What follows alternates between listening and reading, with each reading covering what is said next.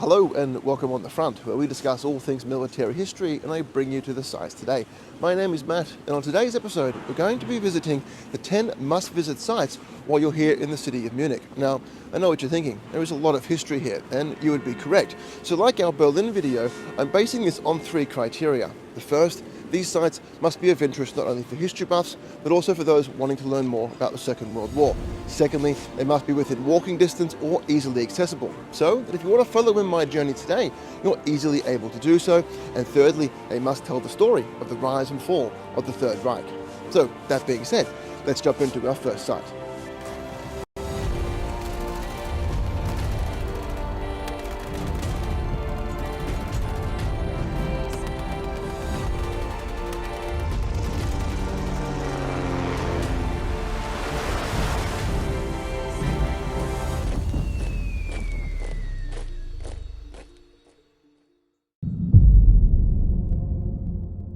The end of the First World War in 1918 ushered in the end of the German monarchy and brought about a period of extreme instability in German political history.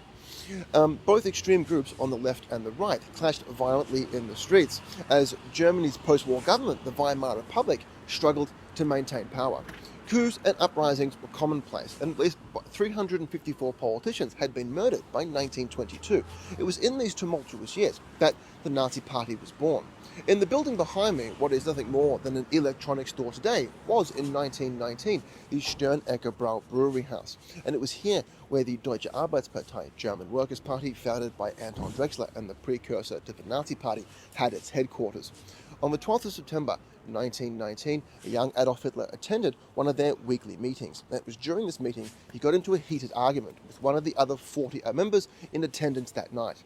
And it was during this confrontation that Anton Drexler realized Hitler's ability to give an impassioned speech and saw in him someone who could take the DAP out of the dimly lit, smoke-filled beer halls of Bavaria all the way to the Reichstag in Berlin. With a separate entrance in the alleyway just behind me here, the DAP had its headquarters, and the core values which would establish the Nazi Party and in later years the Third Reich were created. In a broader historical context, it was from this location that the wheels for National Socialism were set in motion. The Hofbrauhaus is one of Germany's oldest and most prestigious beer breweries. The Hofbrau on Platz behind me was established in 1589. And it was here, on the 24th of February 1920, that the German Workers' Party was officially retitled to the National Socialist German Workers' Party, NSDAP, or Nazi Party for short. The party until this point had only managed to secure the memberships of a few hundred members, but that was all about to change. Hitler was not yet a part of the leadership, but he possessed the one ability the others did not, and that was the ability to speak. Addressing a 2,000-strong crowd in the Hofbrauhaus ballroom on the 3rd floor, Hitler laid out the Nazi Party's 25-point program. 1 year later, the Hofbrauhaus bore witness to the Nazi elections, which saw Hitler elected as the party chairman and the official leader of the Nazi movement. After seizing power in 1933, Hitler established a tradition of speeches here where he would address the Alte Kameraden and discuss the struggles of the party in the olden days, giving some 20 speeches from this location. The Hofbrauhaus was badly damaged during the war and would need extensive renovation before its official reopening in 1957. Behind me is the Feldherrnhalle Field Marshal's Hall, commissioned in 1841 by King Ludwig I of Bavaria to honour the traditions of the Bavarian army. The Feldherrnhalle has a complicated history with the National Socialists. It was the site of the failed beer hall putsch in Hitler's attempted coup to seize governmental power here in the city.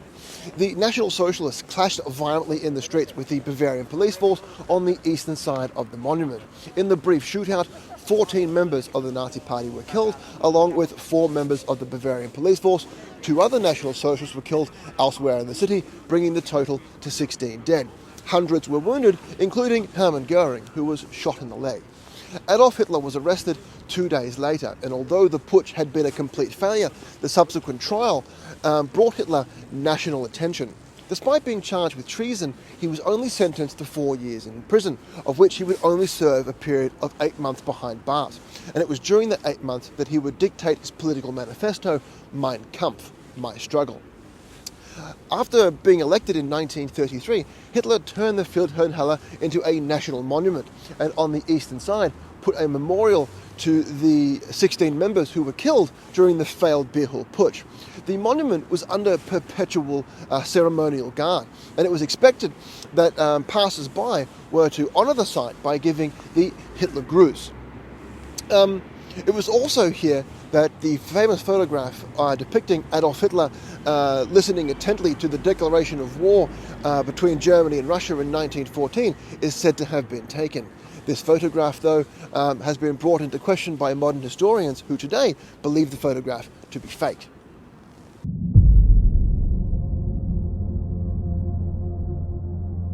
Located just behind the Feldherrnhalle is the Gasse.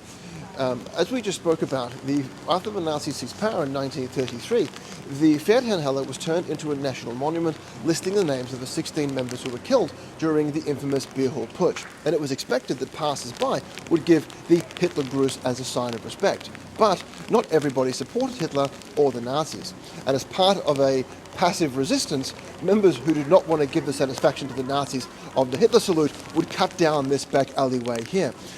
Over time, the alleyway became known as Shirker's Alley. The monument today honouring those brave Germans who resisted the Nazis in this way is marked by a bronze path on the street here behind us.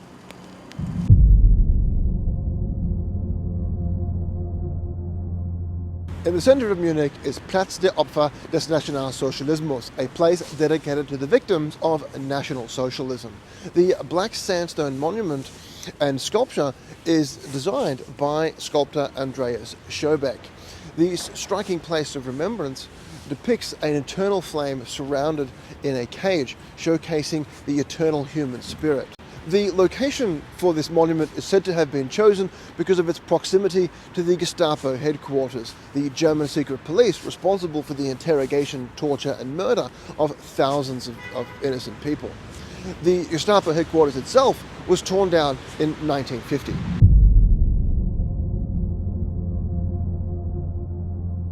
I am currently standing on the former headquarters of the National Socialist Party here in Munich. The site, dubbed the Brown House, was a grand villa purchased by the Nazis in the 1930s and converted into an office complex, housing the offices of Adolf Hitler, Hermann Göring, Heinrich Himmler and Joseph Goebbels, as well as other high-ranking Nazi officials.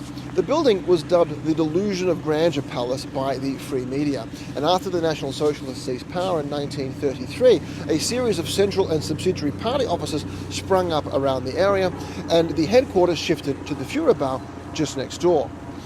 The building itself was shrouded in secrecy and often used to interrogate the opponents of the regime in the basements.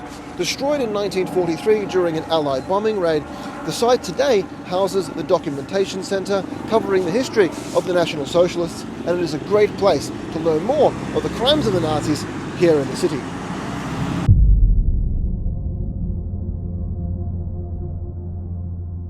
I am currently standing at the Führerbau, which translates into the Führer building and was used as the representative office for Adolf Hitler in 1937.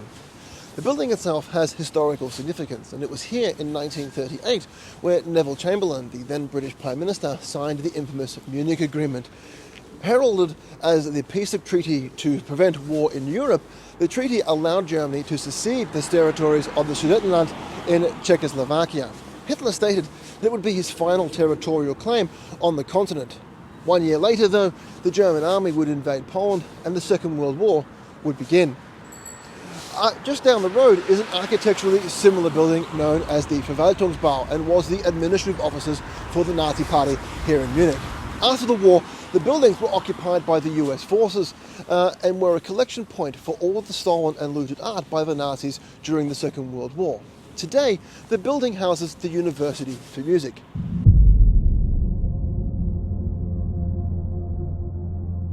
I am currently standing on the Königsplatz, designed by Karl von Fischer in the 19th century.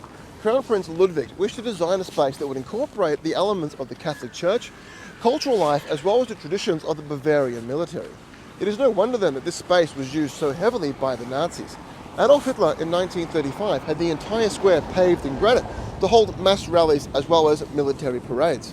He also designed 2 temples to house the remains of the 16 party members killed during the Beer Hall Putsch. In 1947, these temples were destroyed by the US Army, but the foundations can be still seen today. The area was very badly damaged by Allied bombs throughout the entirety of the war, and it would not be restored until its original pre-war likeness until the late 1980s.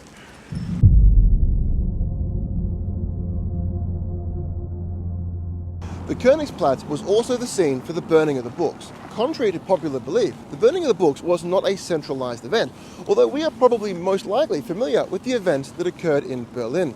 In a nationwide action against the un-German spirit, some 359 book titles blacklisted by Berlin librarian Wolfgang Herrmann were purged from both private and public bookshelves. The book burnings in Munich occurred in front of the State Antiquities building. There is no monument for the event as of yet, although one is planned for the future.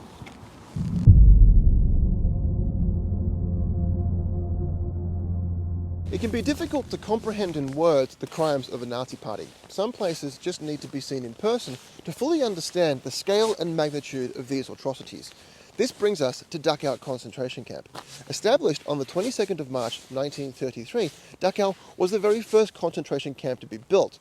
Designed to house political opponents, this quickly evolved into a forced labour camp and imprisoned Jews, Roma and Sinti, criminals, as well as POWs and many other groups Hitler deemed unworthy of the new Germany. Initially designed to house some 6,000 detainees, by 1944, some 30,000 prisoners were crammed into the concentration camp. The Dachau system itself had evolved to nearly 100 subcamps and were used to manufacture goods and materials to support the German war effort.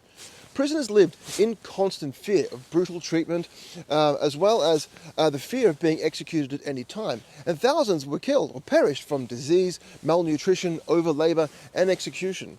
Disturbingly as well, Dachau was used for medical experiments. One of these experiments was to assess the feasibility of reviving people who had been exposed to cold temperatures. Inmates were used as guinea pigs and submerged in cold water for long periods at a time. Dachau concentration camp was liberated by US forces on the 29th of April 1945. Some 200,000 prisoners and 32,000 documented deaths had been recorded at the camp. However, thousands were not, making it impossible to fully understand just how many people passed through the gates here and how many unfortunately lost their lives. The Dachau concentration camp was opened to the public in 1965, and it has been used as a memorial site ever since. The site is free to visit, and it is a great place to learn more about the Nazi atrocities.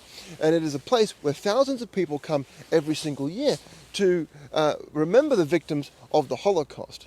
Dachau concentration camp is easily accessible from Munich city, less than an hour with public transport. May we never forget the atrocities of these crimes. So these were my top picks for must-see World War II sites while visiting the city of Munich. Let me know your thoughts in those comments down below, and if you think I've missed anywhere along my journey today. If you would like to follow in my footsteps, there is a full guide in the description down below where you can follow my journey here today, as well as a brief description on all the sites that we've visited. Thank you very much for watching. Please hit that like button and remember to subscribe if you haven't already, and I'll see you next time on The Front.